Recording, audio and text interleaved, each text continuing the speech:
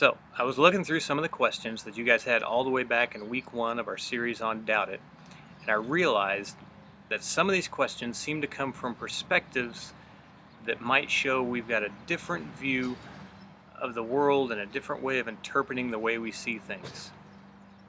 It's kind of like this. Have you ever asked two different people the same question and got two answers that were so different you almost wondered if they grew up on different planets? Questions like, why are we here? What's the meaning of life? What is sin? Why does God allow evil? Why do bad things happen to good people? Are heaven and hell real? What are we saved from and what are we saved to? Why is it easy to sin and hard to live a gospel-centered life? So, I don't want to make assumptions about the way you view the world or the way somebody else views the world before I answer the questions. So before we get into the questions you have and attempt to answer them from a biblical view of the world, first I want to dive into the concept of a worldview itself. See, a worldview is actually a real life thing. You might hear philosophers or people who just like to study the way things are or spend copious amount of time pondering the universe mention the word worldview and talk about things in terms of a worldview. And a worldview, or differing worldviews, is the reason that you and I can ask two different people the same question and get answers that are so different it almost feels like they were born on different planets. But what is a worldview, and why does it matter today? Simply put, a worldview is an all-encompassing philosophical perspective through which you and I interpret the experiences of our lives. And worldviews are influenced by both our experience and our presuppositions about the universe in which we live. What did he say?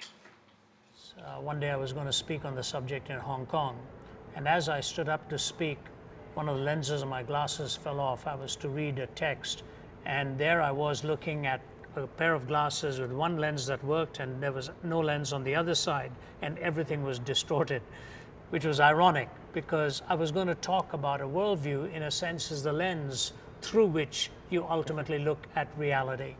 And as we've dealt with the four issues of origin, meaning, morality, and destiny, those are the particular questions that have to be answered. And when they are put together, they form your worldview. So a worldview is a set of assumptions or assertions you have made through which you look at every choice and every decision that ultimately comes in life to shape, especially your values and your spiritual commitments that are made in your day-to-day living. It is a critical thing, and the problem is some people don't realize that they have a worldview. C.S. Lewis said about apologetics, the question is not whether you do apologetics or not, the only question is whether you have what you already do in apologetics is good or not. And that's also the case of a worldview. It's not whether you have a worldview or not, it's a case of whether the one you do have is a truthful worldview or a false one. Oh. See, our worldview matters because, like putting a piece of colored glass in front of your eye, it colors everything we see and everything we experience. Because everything we see and experience first has to pass through the lens of our worldview before we can give it meaning. So why are we talking about this now? Well, when we recognize that we have a worldview, and most people don't, then we can ask ourselves if any given worldview that we have, or that someone else has, is any good. So that brings up the question of what makes your worldview good, or what makes a worldview better than another one. I thought your view of the world was okay, and my view of the world was okay. What's right for you can be right for you, and what's right for me can be right for me, and then we can all just be happy and get along. Is it more important that our worldview make us happy, or is it more important that our worldview help us to see the world the way it really is? So how do we test a worldview? The classical way of testing a worldview involves three steps: logical consistency, empirical adequacy, and experiential relevance. What does that mean? Your answers have to be logically consistent. They have to be empirically adequate, meaning you're able to verify them in situations like the resurrection from the dead, like the archaeological claims of the Bible, like the historicity of the Bible. So that is the empirical component in it. And then experiential relevance, that all of this is also relevant to your life, not just some kind of an abstract argument that you give to things. Now, there are two ultimate tests: correspondence and coherence. To particular questions, your answers must correspond to reality. Meaning by that, if you say, I came here in a red car and it's parked right in front of the building, that is a correspondence test I will put. I can walk out of here and see if that red car is actually there, or you're spinning some kind of a line to me on that. Now, if you're in a courtroom and you say, I didn't commit that murder, maybe you're telling the truth, but that does not mean you have no implications in it. How will the attorney find out whether you are completely telling the truth or not? They will take all of your answers, put them together, and make sure they are coherent. So there's correspondence and coherence. Let me say something very important that is easily forgotten. Sometimes worldviews are systemically false. The system itself is flawed, and you don't have to examine all of the details to know the worldview is flawed. You can see that something central to it is a flaw. For example, the Quran says Jesus never really died on the cross. It only appeared to the people that he died. Jewish historians, pagan historians, Greek historians, Roman historians, Christian historians all say that he died on the cross. So when a particular book can make an assertion like that, that is false, you immediately know there's something in that book and that worldview that could be systemically flawed, because it denies the very death of Jesus Christ, which is intrinsic to the Christian faith. So going back, logical consistency, empirical adequacy, experiential relevance, correspondence to truth in particular statements, coherence as a whole worldview. And if you notice a systemic flaw, there are danger signs of the rest of the worldview. That's what I like about the Christian faith. It corresponds to reality, it coheres as a worldview, it's logically consistent, I can test it out, and it brings relevance to your life in all of the most vital pursuits that you and I engage in. That's what makes Christianity not just an end-time thing, it makes it relevant for the now. And worldviews have consequences. Some worldviews have really serious consequences. For example, in 1883, Francis Galton, who was a relative of Charles Darwin's, coined the term eugenics, and he described eugenics as the practice of increasing the genetic quality of the human race through forced sterilization and selective breeding. Or in other words, select people would give greater or lesser value to certain human genetic traits, and then just like with animals, they would sterilize or breed individuals with different traits in order to saturate the human population with whatever traits they deemed to be more preferable. And two of the most extreme ideas stemming from the evolutionary ideology, or the evolutionary worldviews, are the pre-Civil War slave trade and the genocidal policies of Nazi Germany. In a worldview of macroevolution, even concepts such as right and wrong or fair and just become suspect. After all, if we descended from algae, then who really has the right to determine what is right and wrong? Is it the strongest? Is it the cutest? Is it the biggest? You see, the very concept of right and wrong would by nature have to evolve right along with the beings that define it. It sounds slightly crazy that concepts like right and wrong can evolve to totally flip and trade places over a given amount of time. Then again, today, our collective cultural worldview refuses to define male and female as anything more than the individual's personal feelings. But there do seem to be some underlying truths that exist in our world, regardless of what we want to think about them. See, most of the human race, when confronted with the extreme realities of a given worldview, have almost a subconscious reaction to the truth or falsehood of that idea.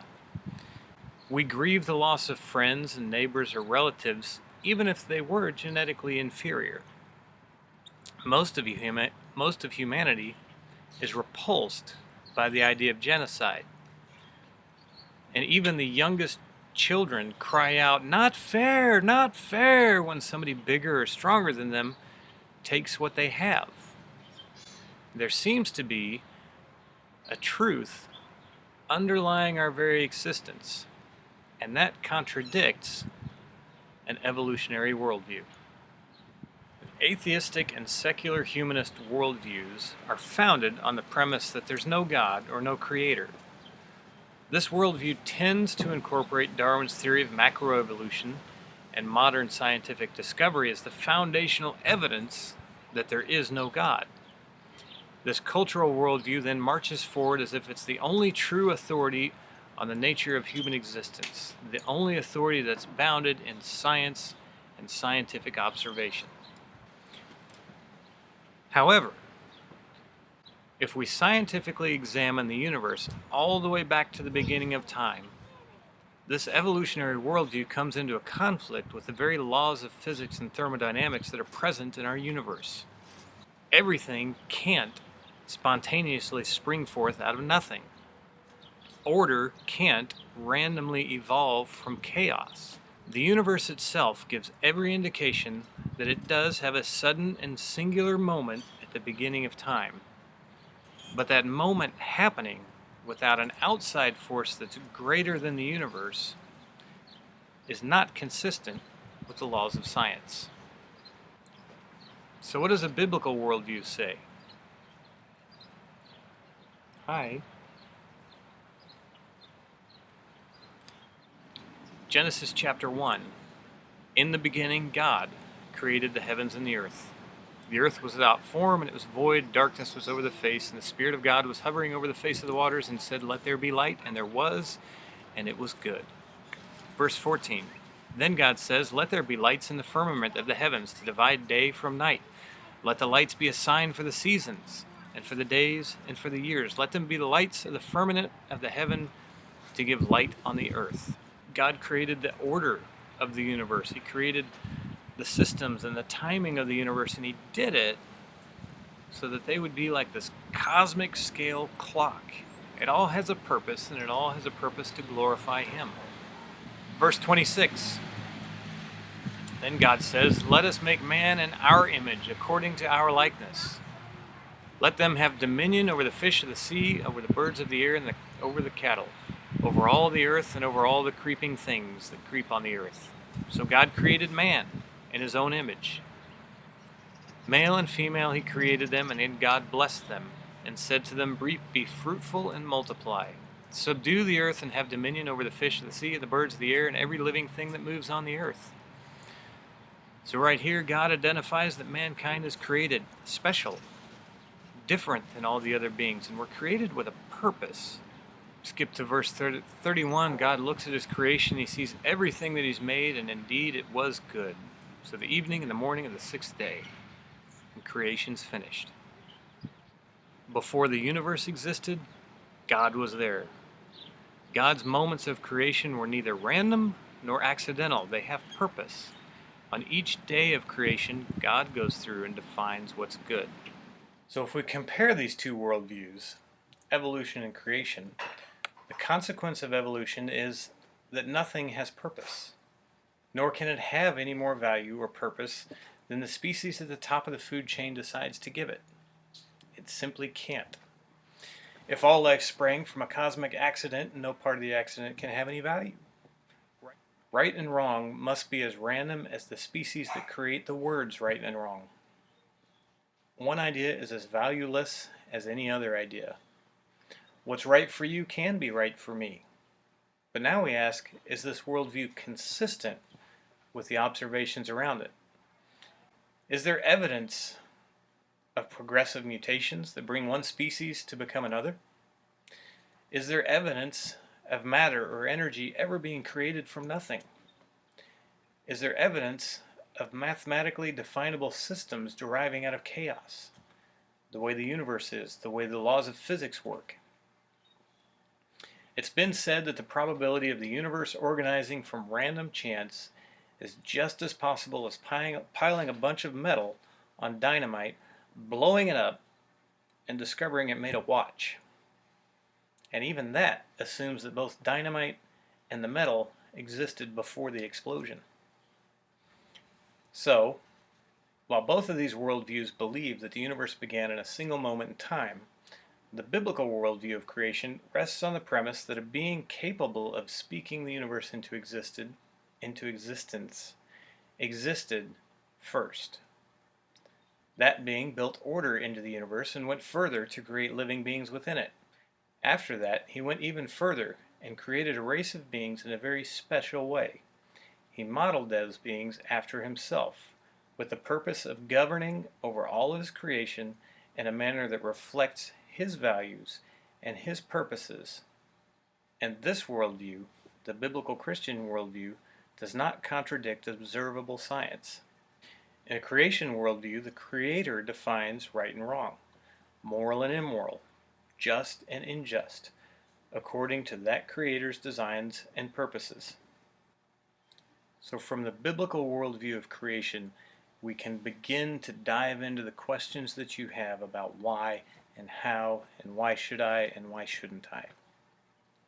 And if you're struggling with accepting a creation worldview, if you're honestly seeking the truth, if you're open to discussion and back and forth conversations about it, and you're open to the evidence, ask God. Pray about it. God knows all of our doubts, all of our concerns. Those of us who are skeptical by nature, He made us that way. He knows that we have questions and we need to ask Him, and He's there to ask them. And you can also go to other Christians around you.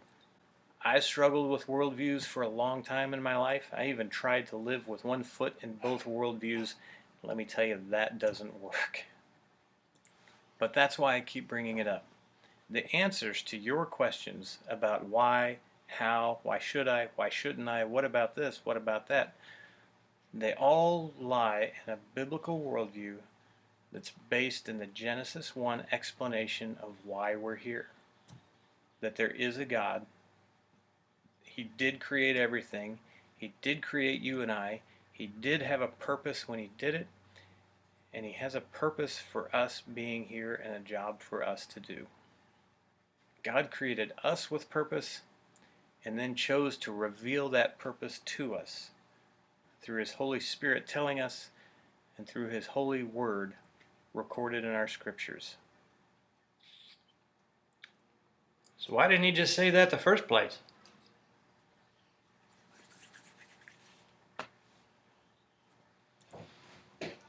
Yes. Hey guys, once again, sorry about being late getting this out. It is late this evening, and this day has just seemed like it's keep going on and on and on. I can't even talk straight right now, but I hope this maybe answered some questions about how we view things in the world and how two different people can have two really different views on the same event. And maybe it just sparked a couple of questions or started a conversation.